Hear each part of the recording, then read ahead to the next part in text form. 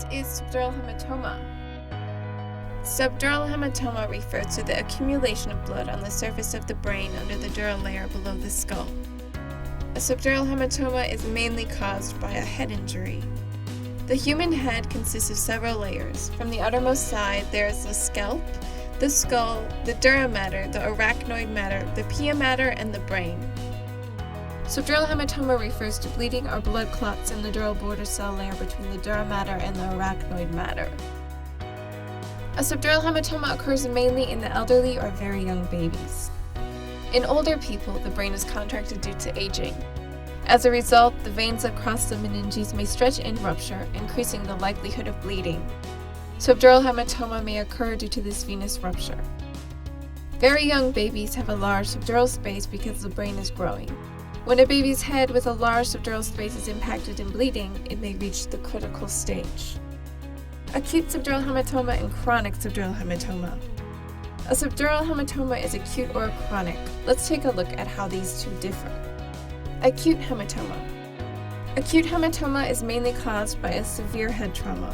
When an external shock such as a car accident, a blow to the head, or falling occurs, the bridging vein is torn due to inertial force, causing bleeding. About 50% of acute hematoma patients are in a coma from the beginning. Chronic hematoma. Chronic hematoma is caused by a mild or repeated head injury. Some chronic subdural hematoma may not be obvious.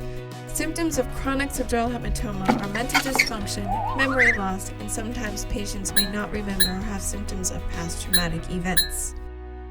Now, let's look at the common symptoms of subdural hematoma. Symptoms of subdural hematoma may be similar to other brain problems such as the following: slurred speech, loss of consciousness or coma, seizures, numbness, severe headaches, weakness, and visual problems. Diagnosis.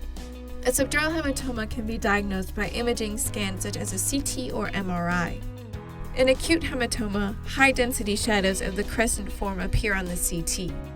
In the case of a chronic hematoma, high-density shading is observed at 1 week after CT production but becomes low-density after 3 weeks. Mixed-density shading is observed when rebleeding has occurred. A subdural hematoma can be treated with the following treatments: subdural evacuation, surgical drainage, hematoma excision, and craniotomy.